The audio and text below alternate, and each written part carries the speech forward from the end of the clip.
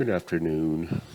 Welcome to another enthralling episode of Diatribes from the Voice of Doom.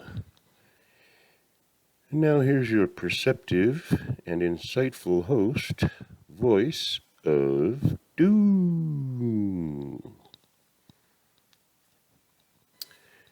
Thank you, one and all. Haven't done a diatribe in a day or two, and we're kind of between disasters. A few things happening. And I can kind of tie a lot of things together into an interesting little screed. Religion, death. What else do I have for today? Just watching various outlets and enjoying it, but I feel sorry for them because they complain and they don't really say anything like, we really got to do something different. We really are reaching the end of our ropes. I'm still hearing about November, and they say November like it's tomorrow, and November of 2021 still hasn't come. So, November 2022.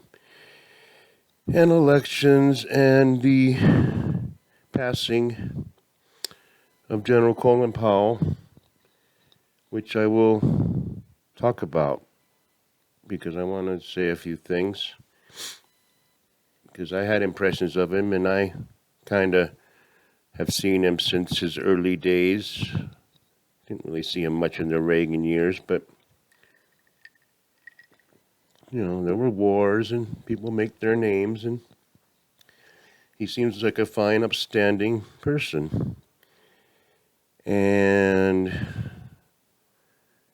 that's suspicious right there. But of course they have to say, the first black Secretary of State, as if that's such a great accomplishment. I mean, people don't know that they're being condescending when they mention the first black or the first woman or the first Asian. I mean, it's just like, we can do stuff too, and we give a chance and we move up. And eventually, we got to break the glass ceiling. And, it's just a matter of what people want to do and the right place at the right time. Now, General Powell is going to be respected by everybody because he managed to play both sides of the fence. Pretty staunch Republican, which people hated because he was so-called black, even though when you look at his complexion, he's got the same skin color as the white guy next to him. He's just got a few black features. And, color is ridiculous, stupid. But, what was I going to say?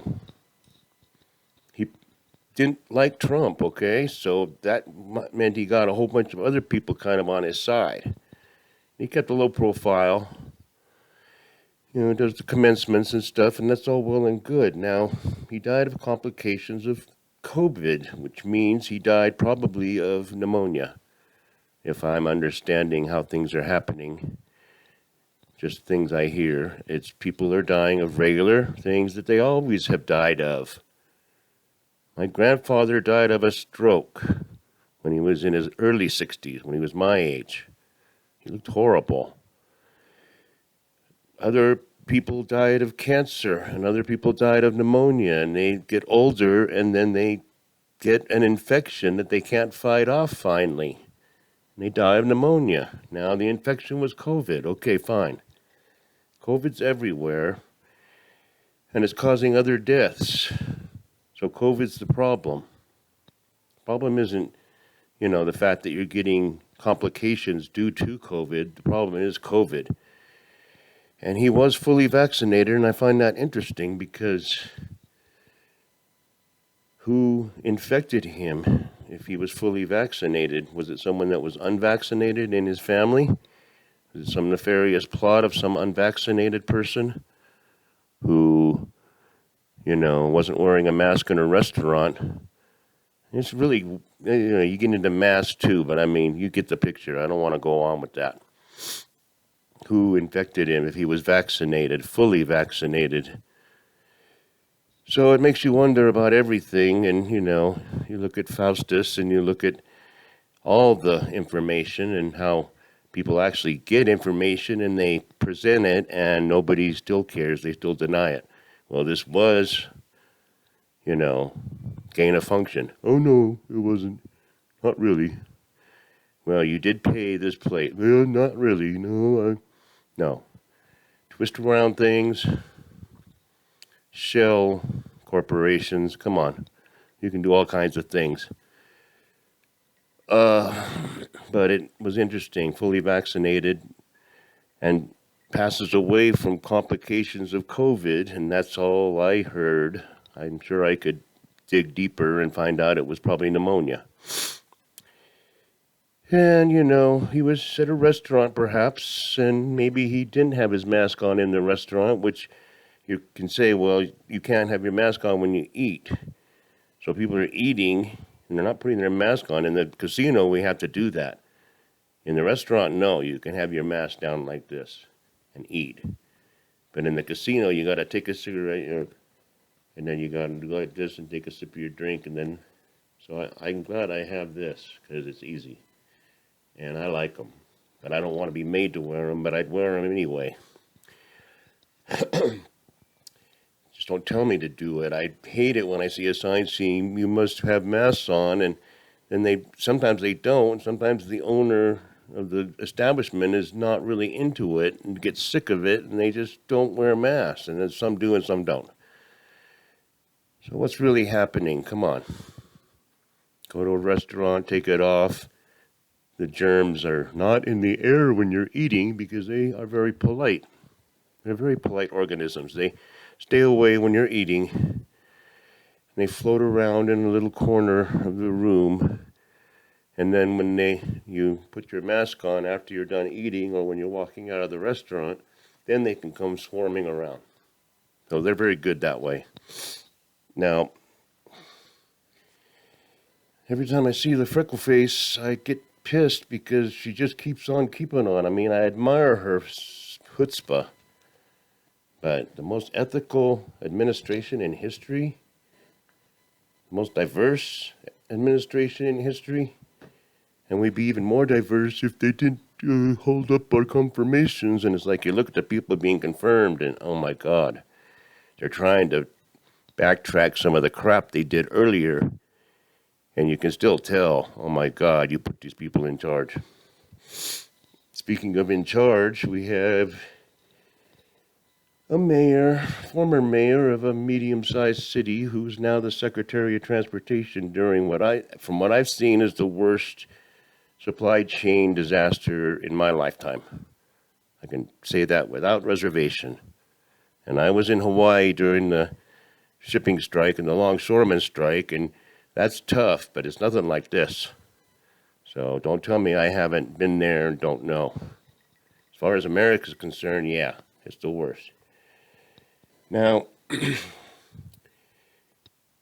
people want to skirt the issue and not say anything because they'll be canceled if they so much as breathe a word about how it's a bit convenient and ironic in a way that the Secretary of Transportation, who has no experience from what I can see to do that, is simply a placeholder that fits a diverse contingency of idiots, confederacy of dunces.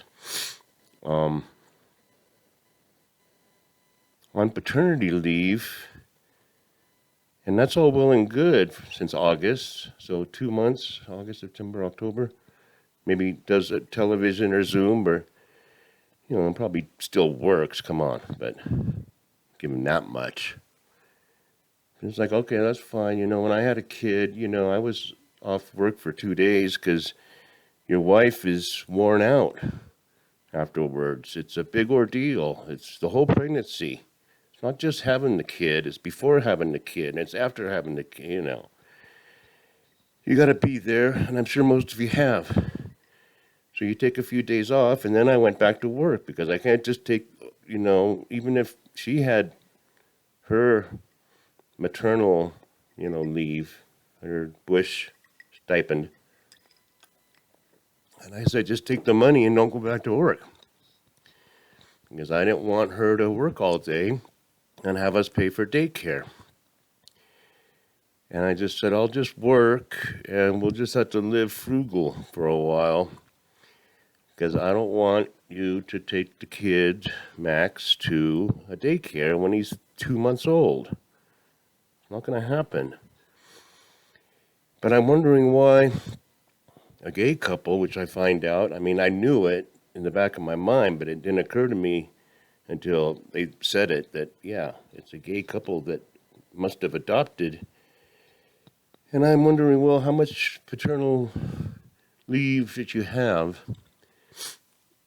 when there's two males of the, and they adopt kids, and I'm thinking they adopted older kids, but no, they adopted newborn, underdeveloped twins. So they're giving themselves a big, huge project right off the bat, while this guy has some big responsibility that he's supposed to be doing, and they do this, and I'm supposed to look at that and go, that's not a publicity stunt?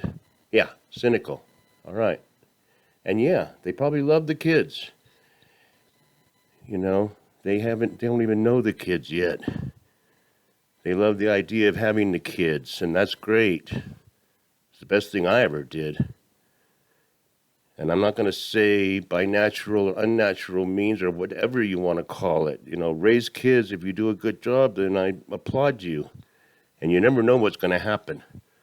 Because there was 4 kids in my family, and we all turned out kind of different. We all did different things, and we all had different dilemmas, and one was a drug addict and died young. And, all kinds of things. We were all different. I was the good kid. My brother was the sportsman and the daredevil who turned out to be a really good kid. Good adult. My sister is the maternal caregiver, and she had 6 kids, I think 6. And she's helping with getting rid of the white race, which I told you in an earlier thing, so she's doing her part for that. My youngest sister was adopted, and she was a drug addict, and she had problems. She was bipolar. So, I wish them luck, but 2 months, and we have a big dilemma. And I think it's kind of a publicity stunt to just get people, and the utter impunicity of it all, on top of it is, if they believe in cradle to grave so much, then they should give those kids to the system right now and get back to work. Because that's what Petri Dish wants us to do. Who doesn't know when and when not to wear a mask and only knows that vaccines are very effective, as he's saying goodbye to General Colin Powell today, October 18th. So I think I did a good one. I tied in a lot of crap, and I gave people a lot to think about, and I don't mean to disparage anybody.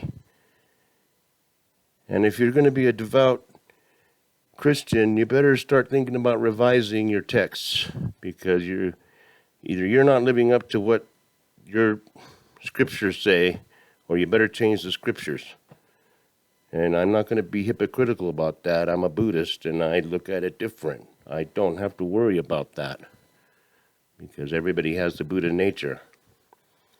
But it's just, a little aside about some religions that are losing their efficacy, and nobody cares about that. They just care about getting their presents off those barges. So I'll leave it at that. I think I did well for being totally off the cuff. And have a good afternoon. I'm in a good mood today. It's my day off. Goodbye.